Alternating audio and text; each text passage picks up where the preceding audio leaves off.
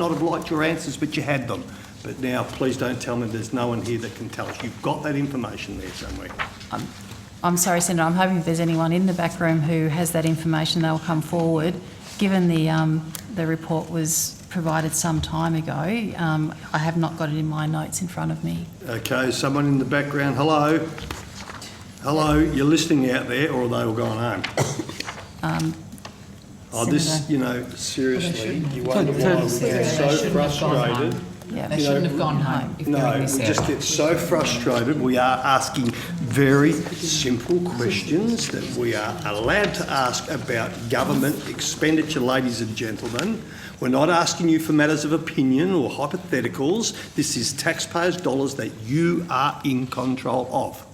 So you now remember the $540,442 payment and 10 cents to Ernst & Young. So while we're waiting for someone to come in here very quickly, because, well, Senator Gallagher, I interrupt you, but I'm very keen to know about two other payments that were made as well. So if we can just get this in perspective, you have Professor Woolley, a renowned expert in road safety. Yep. You have John Crozier, I think the president of the Australasian College Australian of story Surgeons, 2 weeks ago. an absolute outstanding individual in the community. And you have Lachlan McIntosh, all charged by the minister to do a job. Yep. And they done it on a shoestring when I hear the figures quoted about the governance review.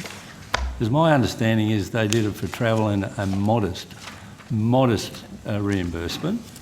That's my recollection as well, Senator. And the result of their work is that we spent how much? 540,000 on a governance review. No, we spent more. That's one. That's Ernst & Young. That's Ernst & Young. So there could be in the order of 700,000 or 800,000 Well, we want to find if someone had the figures. But we know 540,000. I don't think you spend 20% of that on the three eminent experts. Well, let's find out. Someone's going to be here to give us the answer, Senator Gallagher, so we know exactly. Someone knows, and they're in this building. So what the industry is looking and saying to interested parties in road safety is, they're at it again. They're going to do this huge bloody inquiry, expending huge amounts of taxpayers' dollars to discover what they already know. There hasn't been a great deal of leadership in the federal sphere for a decade. So I'm not excluding us. I mean, I don't care. In terms of road safety, I'm completely agnostic. I don't care who's in power. We should be doing much better.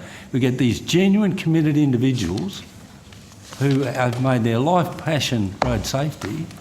They do a job, and your answer is to go and spend 500,000 plus with Ernst & Young and others, re-examining the entrails of what we already know. No, sorry, Senator. I mean, it was responding to one of their recommendations to undertake the governance review. We were responding to one of their recommendations in doing that piece of work.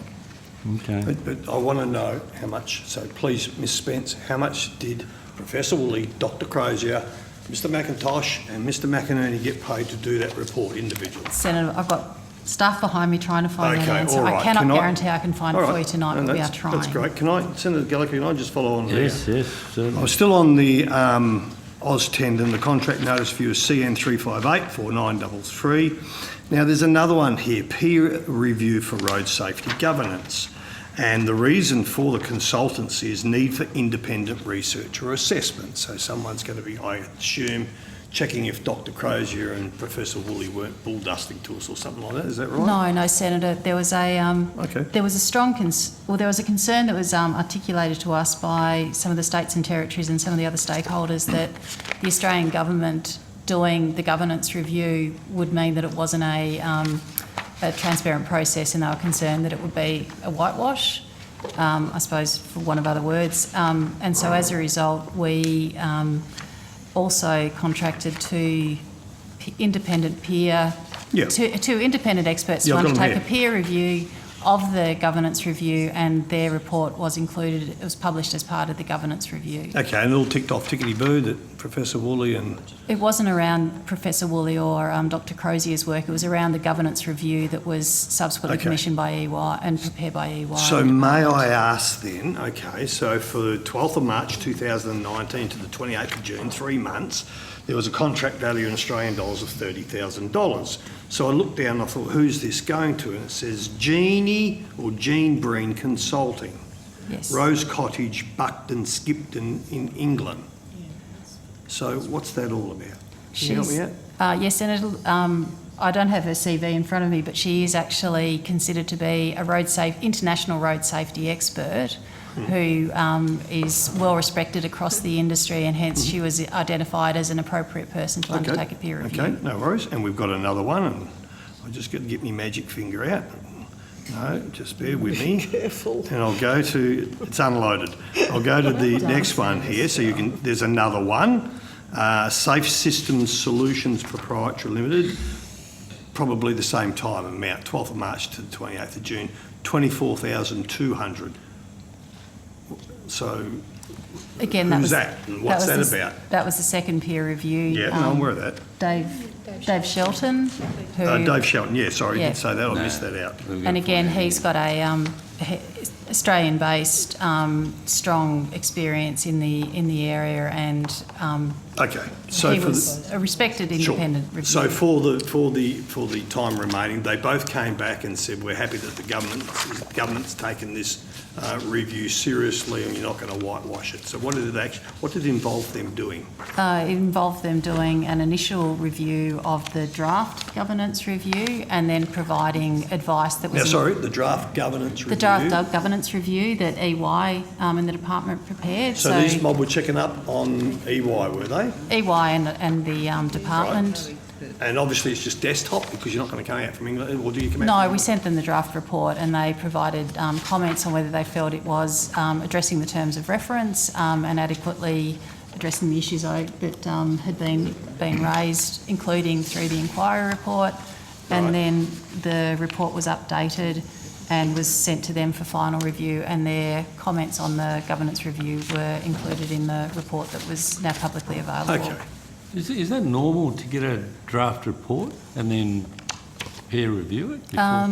As I said, Senator, there was some concern that it wouldn't be, I think, probably reflecting the concerns about the way the Australian government has our role in road safety. There was just a strong view from the states and territories and some of the other key stakeholders. So no, it's not normal process, but we felt it was appropriate in the circumstances. So, have you ever done that before? You've taken a draft report and then what were you looking for? I mean, it's a report. Did you ask for a draft report and then you were going to revise it or something? We asked for a draft report. We wanted to make sure that there was credibility in what was provided. We didn't think that it was really sufficient for this. What are you paying the money for then if you're not going to get credibility? Senator, you pay someone $400,000, I'm sure they're going to give you a credible report. 540. Are they not?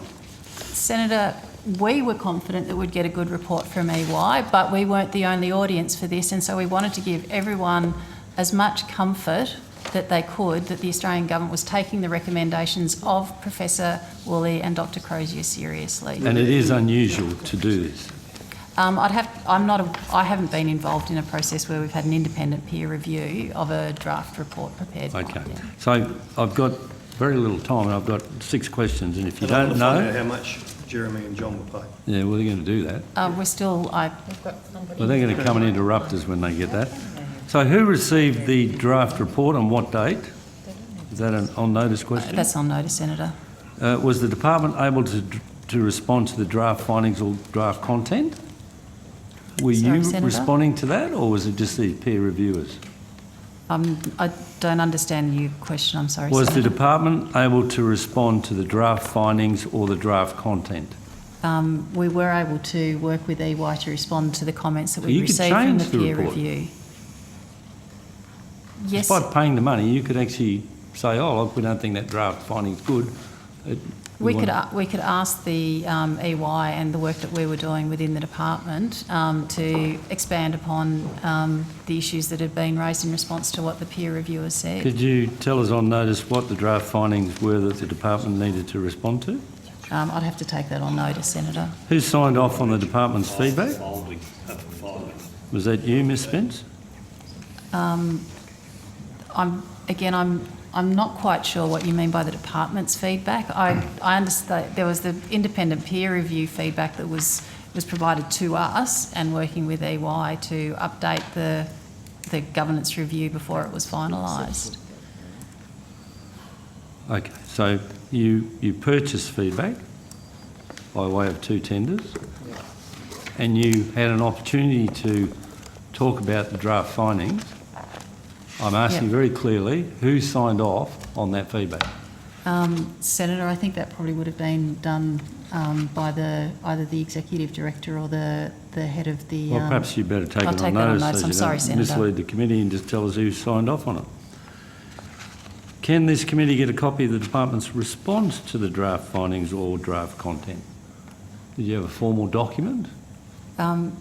Senator, I'm really the process that we went through and your questions. I'm just struggling to align them, because we worked with EY to prepare the draft governance review that was then submitted to the independent peer reviews, who provide us with feedback, which we then incorporated into the final review, which was then provided back to the peer reviewers for their feedback. So I'm not trying to be cute here, but I'm just genuinely not sure what you mean by. You've said yourself that it's unusual for this form of activity to take place. So you paid for a review. It's come in a draft form. You have the opportunity to influence the draft form, and you also have peer reviewing it now. Yeah. All I'm saying is we want to know the to and fro in there. Surely that was a process that was in writing. Senator, I'll take on notice and get back to you what interactions there were. Did the department advise the minister or the minister's office of the draft findings or content? How wide did this go? Like, you know, when you got your report, how did it go to the minister's office? Senator, I'm not sure the draft report actually went to the minister's office. I wouldn't have thought so, but I would imagine that because the draft report actually Well, I'll went ask you on through notice. Did it go to the minister's tick. office? Well, because it went through the tick process. The final review went to the Yes. minister. The draft review went to the peer reviews, to state and territory officials, to make sure that the final governance review was actually considered to be a report that accurately reflected the current state in Australia. And responded And to the look- recommendation 6 of the inquiry. So I'll just read this out. So did the department advise the minister or the minister's office of the draft findings or content? First question. And if so, who did the advising? Second question. And third question, on what date?